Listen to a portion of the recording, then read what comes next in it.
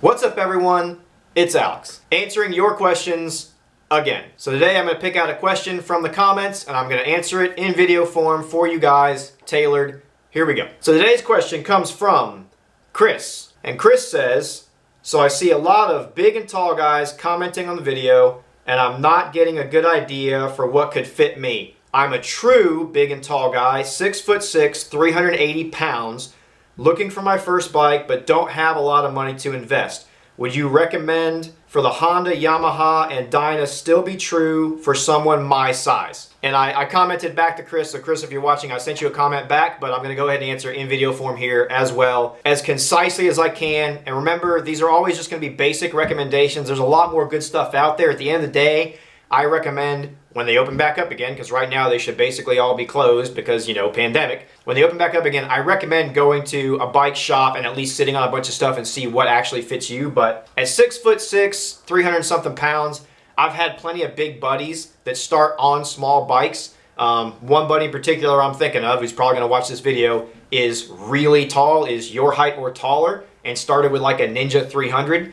That bike was definitely physically way too tall for him. He moved on to bigger bikes. But as a big and tall guy at 6'6", 380 pounds, or you know, anywhere kind of close to that, I still think some of my recommendations from my old big and tall riders video will still ring true. Unfortunately for you really big guys and gals out there, most of my recommended starter bikes are just not gonna work, you know? A Honda Rebel or a Vulcan 500, or on the sport bike side, you know, a Ninja 300, a CBR 250, or any of those kind of bikes. Unfortunately, they're just physically going to be so small for you. You're not going to be comfortable on it. Will it carry you around? Yeah. You're not going to be comfortable on it. You're not going to want to ride it. It's just not going to work out for you.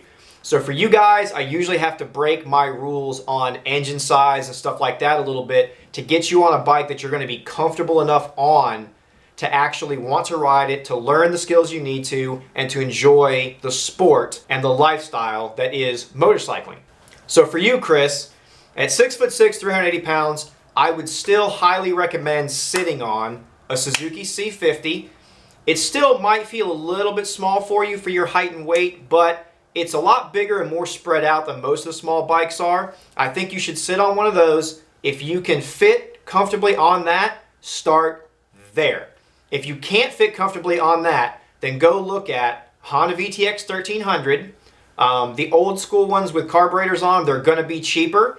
If you can find one after 2010 that's fuel injected, I would actually recommend more to look at a Honda Stateline or a Honda Sabre. 1300cc motor, but it's a very tame 1300cc motor with a drive shaft on it, so it's really, nothing's going to happen all of a sudden and get away from you. They're on like an elongated chassis, so they're really good bikes for taller people who are starting out to stretch out on. So I think you'd be more comfortable if the C50 doesn't work. Try a Stateline or a Sabre 2010 or newer. They weren't super popular brand new, so when you find them used, they're usually very reasonably priced. You should be able to make one fit into your budget. And I think if you sit on one of those, you'll feel more comfortable, more stretched out. It's going to carry the weight better. Your height and everything is going to fit better on a taller bike like that. If you want to go the Harley route, Dyna Wide Glide, you're not going to fit on a Sportster. Don't even try it. If you're going to go the Harley route, look for a little bit older Dyna Wide Glide, like anything, I would suggest anything probably after 2006 or something like that. Look for a 96 cubic inch motor, fuel injected, 6-speed Dyna Wide Glide, because at least then you're going to have the way forward controls and everything. And for a bigger rider,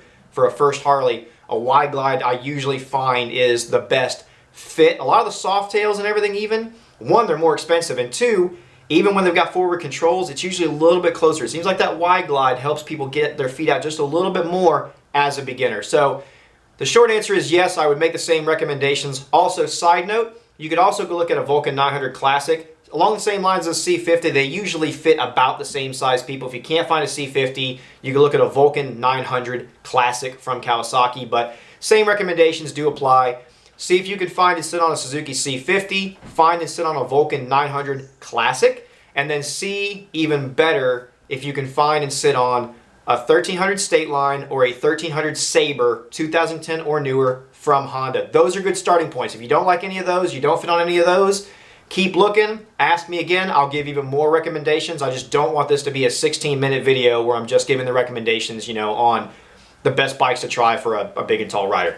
Those are just cruisers too, by the way. So if you want to look at sport bikes, adventure bikes, stuff like that, I have other videos for that. I will make more videos. I will make as many videos as you guys want to answer your questions to the best of my ability, okay? Thank you for the questions. Keep them coming.